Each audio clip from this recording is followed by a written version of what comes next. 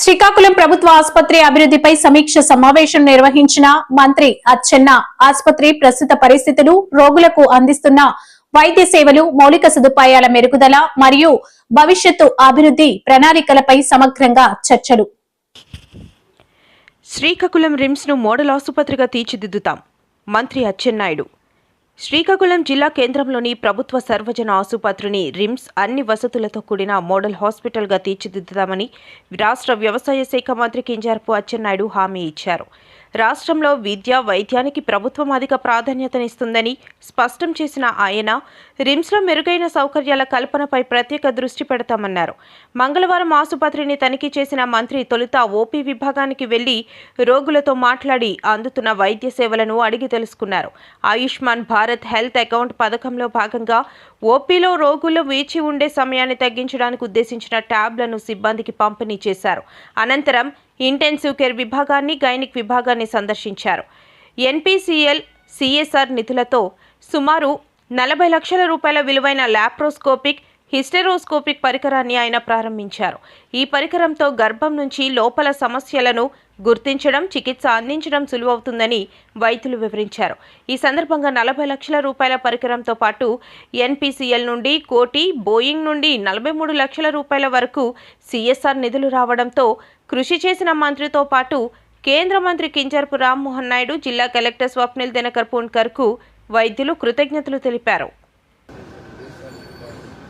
వాళ్ళు ఊహించిన విధంగా ఆ రోజు ఇచ్చినటువంటి చాలామంది గవర్నమెంట్ వీళ్ళందరూ చాలామంది కొత్తగా 1996 ఆ రోజు చంద్రబాబు నాయుడు గారు ఆ రోజు నేను కూడా ఎమ్మెల్యే గ్రామీణ ప్రాంతాల్లో మౌలిక సదుపాయాలు లేవు. అలాగే మా గ్రామంలో కూడా ఆ రోజు చంద్రబాబు నాయుడు గారు ఈ రాష్ట్రంలో, ఈ గ్రామంలో బయటికి చాలా వరకు సంపాదన చేశారు. మీరు సంపాదించిన దాంట్లో కొంతవరకు ఈ గ్రామాన్ని ప్రోత్సహించారు.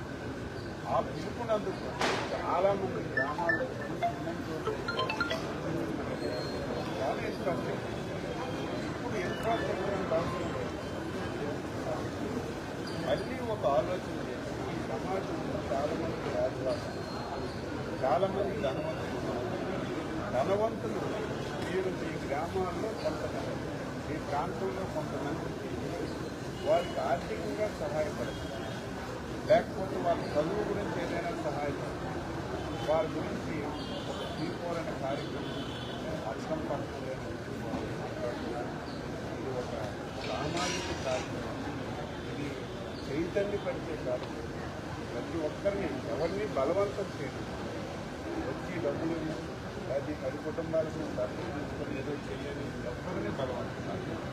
ఈ సమాజంలో, ఈ రాష్ట్రంలో నువ్వు ఆర్థికంగా ధనవంతులు, అదే సమాజంలో, అదే గ్రామంలో పూర్తిగా పేదవాళ్ళు ఉన్నారు. కొంతమంది తీసుకొని ఉద్యోగంగా సాధించిన ఆర్థికంగా కానీ, లేకపోతే ఆయనకి ఏదైనా మరి వ్యాపారం రీతిగా, చదువులో కానీ, లేకపోతే చాలామంది వాళ్ళని ప్రోత్సహించడానికి కార్యక్రమం తప్ప ఏదో ఫెయిల్ అయ్యిందని, ఏదో ప్రభుత్వం అంటే అది వాళ్ళు అడిగారు.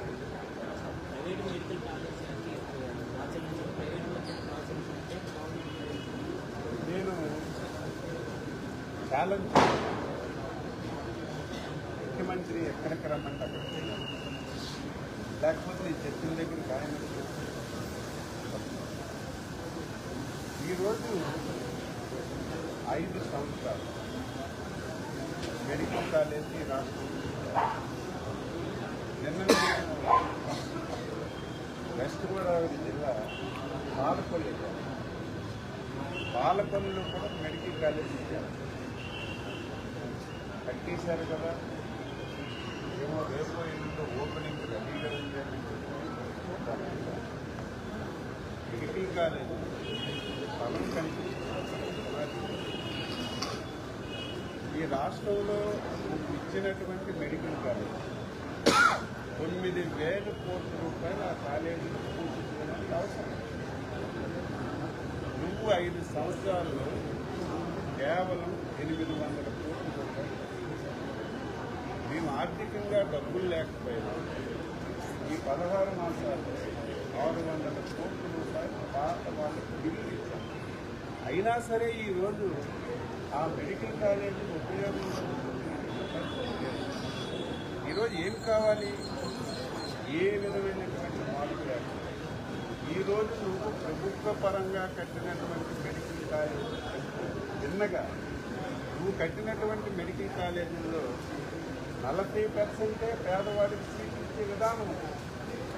ఈరోజు మనం తీసుకున్నటువంటి విధానం పీపీపీ మోడల్లో 50%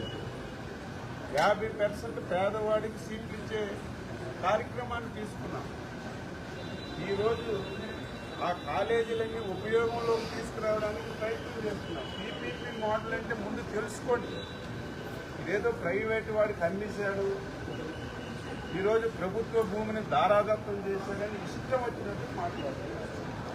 ఇది భూమి ప్రభుత్వం, ఇది ముందు ఉపయోగంలోకి తీసుకురావాలి.